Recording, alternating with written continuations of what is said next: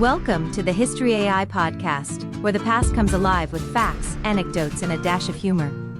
Here are your hosts, Chuck and Marco. Hey everyone, and welcome back to the History AI podcast. I'm Chuck. And I'm Marco. Before we dive in, don't forget to hit that subscribe button and leave us a 5-star review. It really helps more history fans discover the show. Absolutely, it only takes a second, and it means the world to us. Today's story is wild. Imagine being shipwrecked, enslaved, tattooed head to toe, becoming a respected Mayan war leader, and refusing to return to Europe. That's the life of Gonzalo Guerrero. That's right. Guerrero's story is one of those mind-blowing tales of cultural transformation. He didn't just survive, he thrived in a new world. He went full native mode. And spoiler alert, he even fought against the Spanish when they tried to conquer the Yucatán. So, let's set the scene.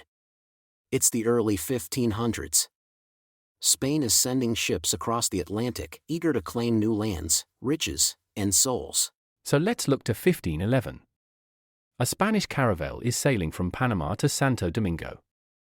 Routine trip until disaster strikes. The ship crashes on reefs near Jamaica and breaks apart.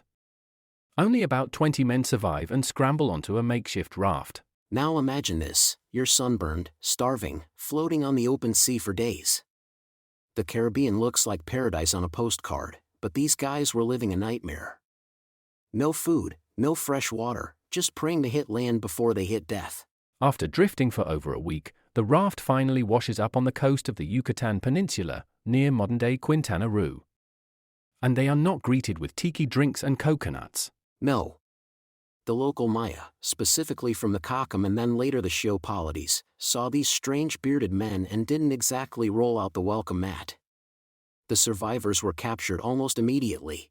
Most of them were either sacrificed or died from overwork and disease shortly after. But two, Gonzalo Guerrero and Jeronimo de Aguilar, managed to survive. They were enslaved and passed from one lord to another, enduring brutal labor. They were digging ditches, carrying loads, grinding maize, basically treated like human beasts of burden. And all the while, they were learning, listening, and observing. Guerrero, especially, seemed to absorb everything. Aguilar clung tightly to his Christian faith and Spanish identity. He even kept a small Latin prayer book hidden in his belongings. But Guerrero started shifting, adapting to Mayan culture, even as a slave. And that's what sets the stage for one of the most remarkable personal transformations in colonial history. Because what Guerrero does next, well, let's just say nobody saw it coming. So now we've got Gonzalo Guerrero, enslaved, a castaway, in a totally foreign land. But instead of clinging to his past, he starts doing something extraordinary, adapting. Guerrero begins learning the Yucatec Maya language fluently, absorbing the customs, the religion, the social hierarchy, everything. This is where it gets fascinating. Guerrero doesn't just go along to survive, he starts thriving. Over time, he earns his freedom, likely through both his intelligence and his usefulness. And eventually, he gains the trust of a powerful Mayan lord.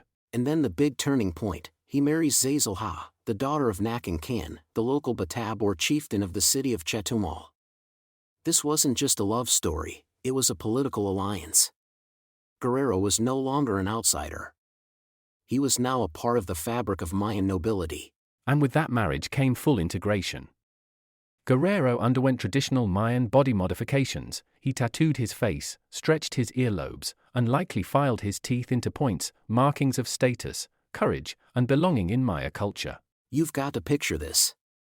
He looked nothing like the conquistadors now. He looked like a Mayan warrior, because he was one. He became a Nacum, a military commander, and trained local warriors in Spanish and Moorish tactics, stuff like battlefield formations, ambush strategies, and even rudimentary musket defense. That knowledge made him invaluable and dangerous. He wasn't just another foreigner who'd gone native. He was building a hybrid military style that blended two worlds. And he didn't stop at defense. Guerrero helped lead raids against rival Maya city-states, and later, against the Spanish themselves. Now remember, during this time, Aguilar is still around. But when Hernán Cortés lands in 1519 and sends word to locate any Spaniards living among the Maya, Aguilar sees his chance to come home. Guerrero gets the same invitation, but refuses. And his response? Brutal honesty. He basically says, I have a wife, children, and am a chief. What more could I want? I'm not going back. He even told Aguilar he was ashamed to face the Spanish looking the way he did, with his tattoos and piercings. It's such a powerful moment. Aguilar rejoins the Spanish conquest of Mexico and becomes a translator for Cortés. Guerrero, on the other hand, makes the ultimate choice. He stays with the Maya. Not as a prisoner. Not as a guest. But as one of them. And let's not forget the children. Guerrero and Zazilha had 3. These were some of the first recorded mestizo children in the Americas. Their very existence symbolized the merging of 2 civilizations, long before that became common in colonial society. So at this point, Guerrero's not just part of Maya society, he's helping shape it. A Spanish sailor turned Maya warrior, husband, father, and commander.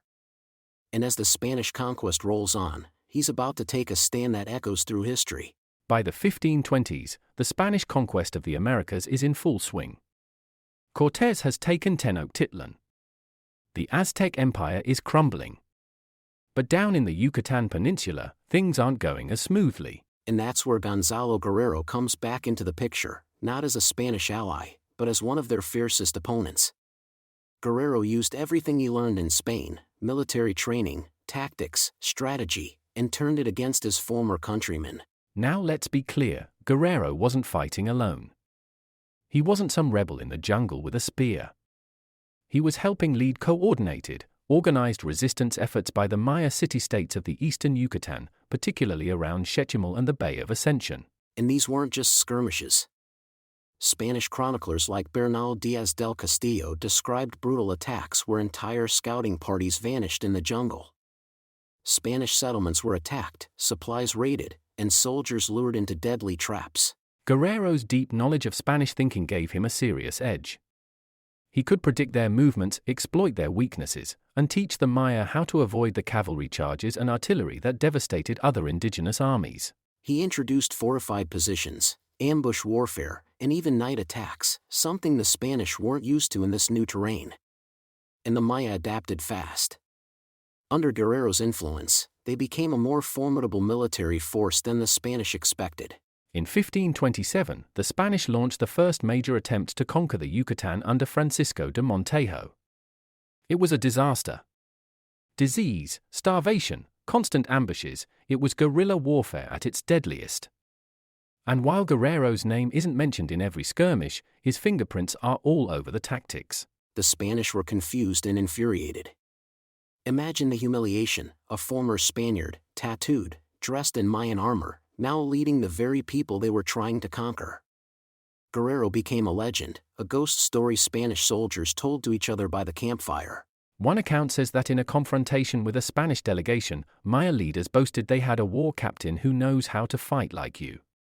They were talking about Guerrero. Eventually, Guerrero is believed to have died around 1536, likely in a battle against Spanish forces near Honduras or southern Yucatan.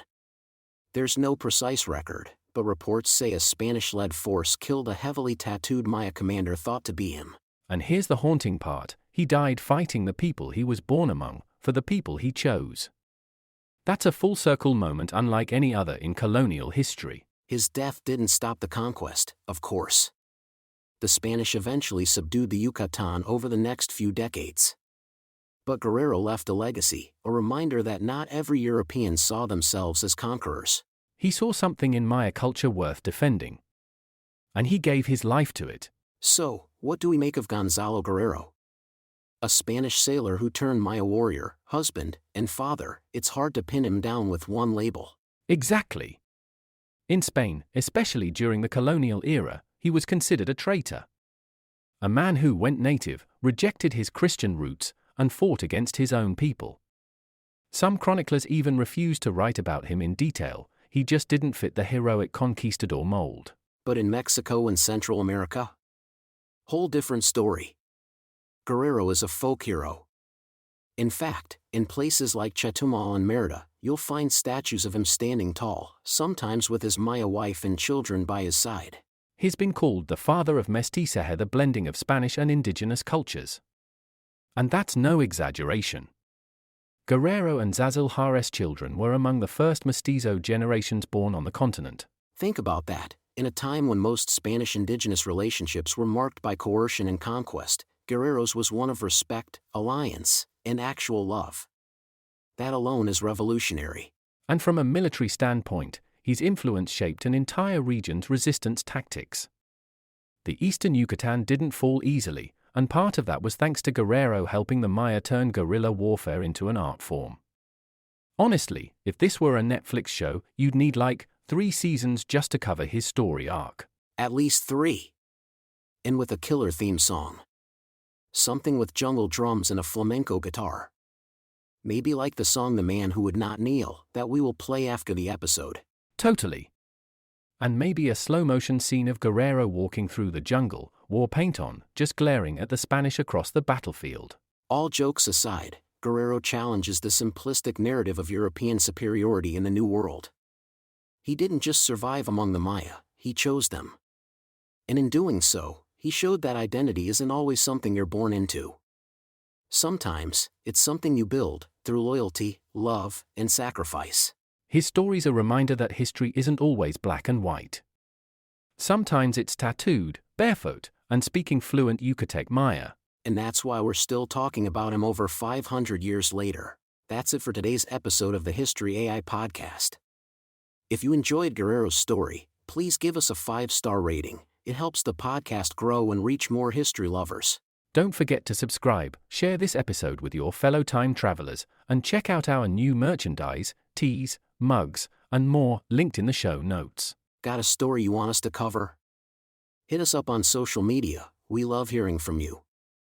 All our episodes are evergreen, so you can binge them anytime. Thanks for listening, and remember, history isn't just about the past. It's about the choices that shaped our world. See you next time.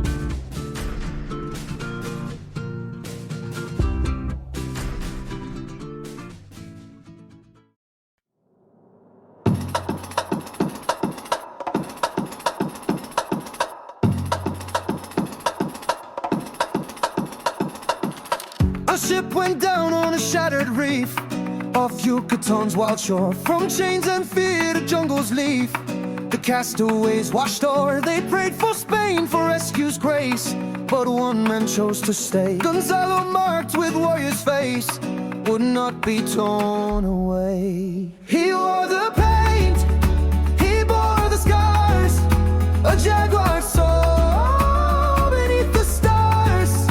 He took a stand, refused to steal. Gonzalo man would not kneel.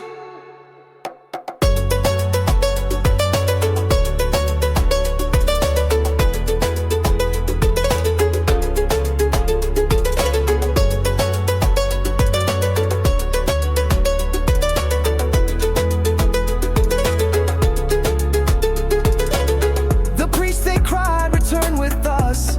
Our king still calls you home. But he had found a deeper trust beneath the seabirds' dome. He'd wed a bride, had sons of 2, a chieftain's blood in line. And from the red the Spaniards drew, he turned against their sign. He wore the paint, he bore the scars, a jaguar soul beneath the stars.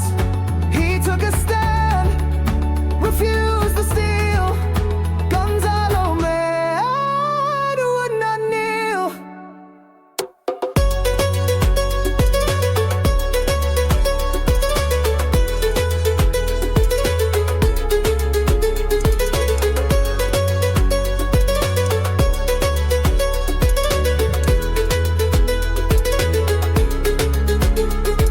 Cortez came marching proud and tall with cannon, cross, and greed. But Guerrero heard the jungle's call and sowed a different seed. Not traitor, no, nor saint, nor pawn, but something fierce and free.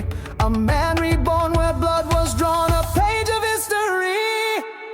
They say he fell in distant war, a Maya to the end. No golden crown, no royal chore, no Spaniard left to mend. Yet every child with skin like sun and eyes like twilight flame carries the fire that he begun, a legacy